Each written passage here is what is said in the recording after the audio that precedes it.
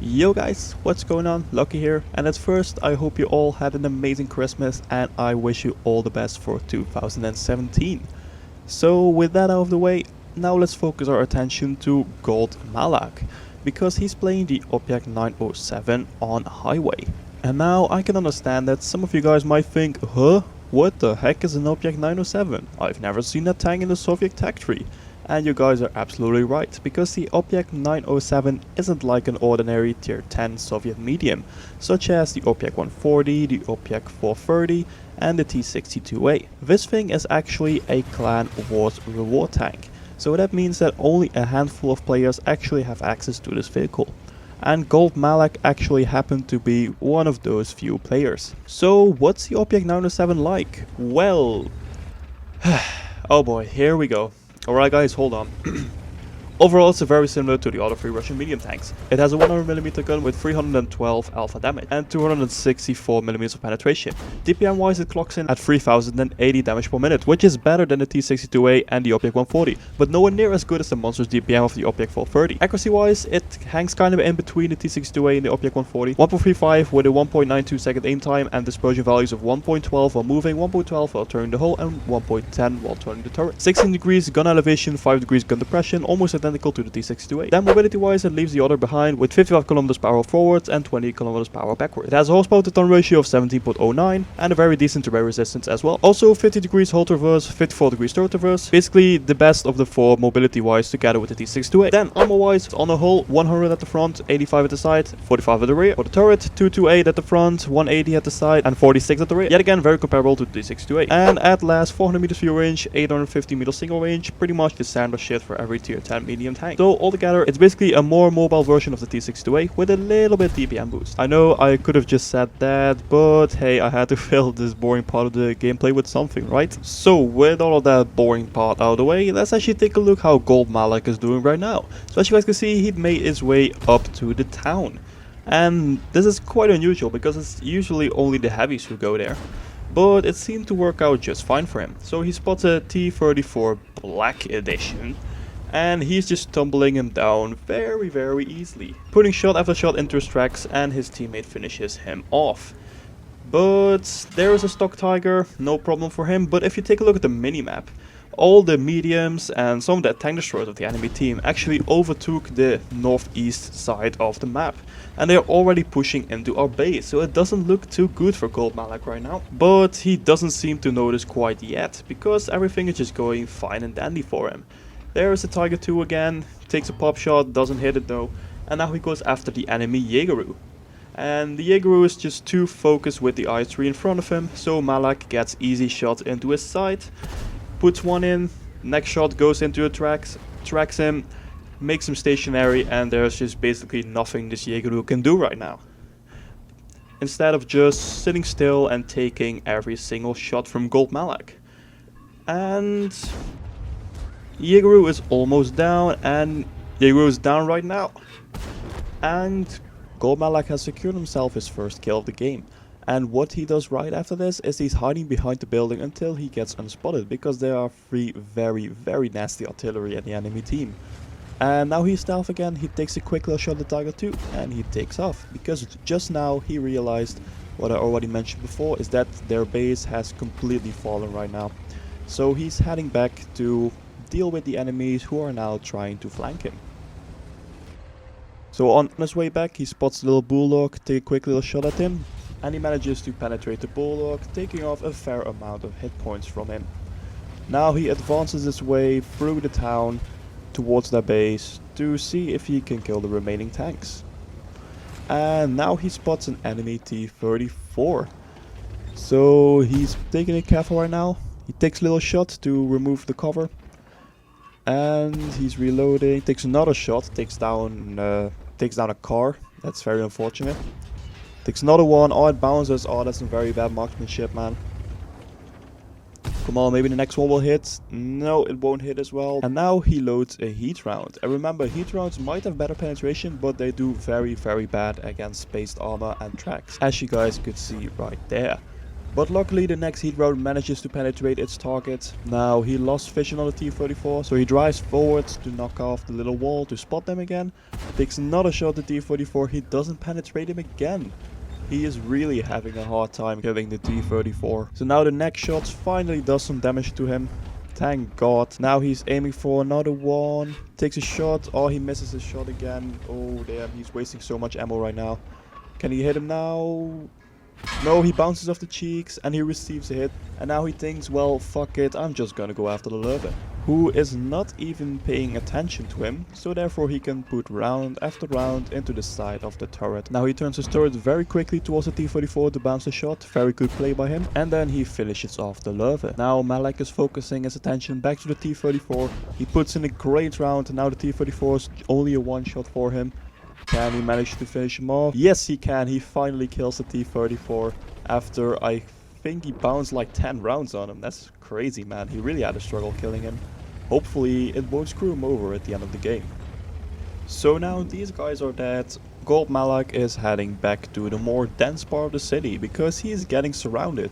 And since he's the only one left against 1, 2, 3, 4, 5, 6, 7 enemy tanks, he has to be really careful. So there he spots the Batchat, take a quick little snapshot, and he hits it. What an amazing shot, taking out that very dangerous French autoloader. Now he goes after the Tiger 2, which we have seen before. And there he goes around the corner and finishes off that stock Tiger 2. No problem for him. But oh, he gets hit by the FV again. Luckily it only hit his tracks, otherwise it would have been very bad for him indeed. Now he spots the T-62A, puts a nice shot in, reducing the T-62A to a one shot. The Yak Tiger is there as well. Tries to shoot the Yak Tiger, unfortunately he hits the tracks. Puts another shot, hits a low plate, so it penetrates and does damage to the Yak Tiger. Now he takes another shot, sets the Yak Tiger on fire, very good for him. Now the T-62A tries to flank around and he finishes the T-62A off, and the T-62A only damages his tracks. And now it's basically him versus the Yak Tiger and 3 artilleries. So now he's got the side of the Yak Tiger, but oh no, the Yak Tiger is turning. No, don't get hit. Don't get hit, okay. He puts in another shot in the hole. He tries to evade the shot and... oh, that was so close. He could have lost most of his hit points there. But luckily for GoldMalac, he finishes off the Yak Tiger. And now it's only him against 3 enemy artilleries. But for now he stands still behind the building until he gets unspotted, because now the artillery knows where he is. So they don't know anymore because he got unspotted now. So now he can move around freely. So he's going after the artillery, but this won't be such an easy task, because if you look at his ammo count, he only has 3 shells left and he has to kill 3 artillery with that. So that's never gonna be enough to kill all of those 3 artilleries. So now let's see how GoldMalac is going to get away with this. So I'm just gonna fast forward this little bit because really he's just driving towards the artillery and nothing special is gonna happen. So I'll put it in normal speed once he spots the artillery. And here we go, he spots the M5355. He takes a great shot at him, removing most of his hit points. But he only has 2 shells left, so I don't really know how he's gonna manage to get away with this. So he tries to take another shot. He gets hit by the FV, but he finishes off the M54. Now only 2 artilleries remaining and 1 shell left. How is he gonna do this? And well, look at that, he actually got hit by the Batchat from what looks like the direction of his own base. So that means that the Batchat has gone capping, which is also not a good thing. But he doesn't worry about that right now, he only worries about the FV.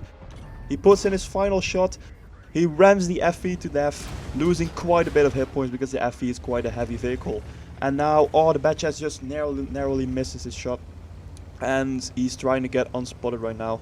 And oh, he misses his shot again, oh, he's getting so lucky right now.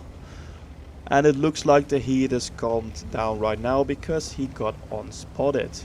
Whoa, what a rampage that was. He manages to take out 2 of the 3 artillery, but he has no shells remaining. And now I think GoldMalac hasn't quite realized yet that the FV is down their base, since he's still looking for it right here. But when the cap siren goes off he obviously knows enough and he knows that the bad chat is capping. So he speeds back to the base in the hope to maybe luckily ram kill the bad chat. And now this part I'm gonna fast forward as well because it's gonna take pretty long to drive from this side all the way to the other side of the map. And I'll be back to you guys when he gets there.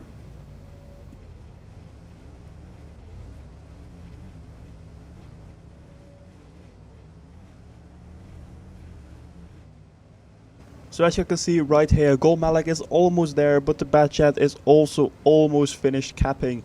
Will he able to enter the cap circle just in time? Oh, just a few seconds left. He spots the bad chat. He has no ammo to shoot him.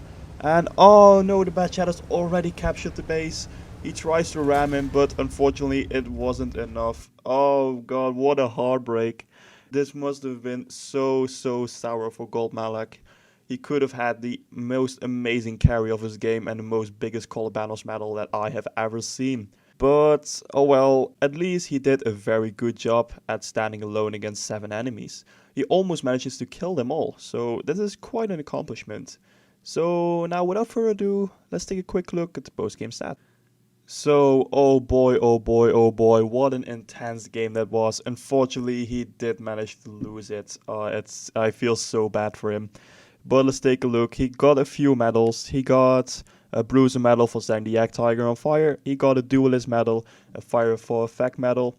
He got a Top Gun for the 6 kills. He got, of course, a High Caliber for the massive 10,055 damage that he did.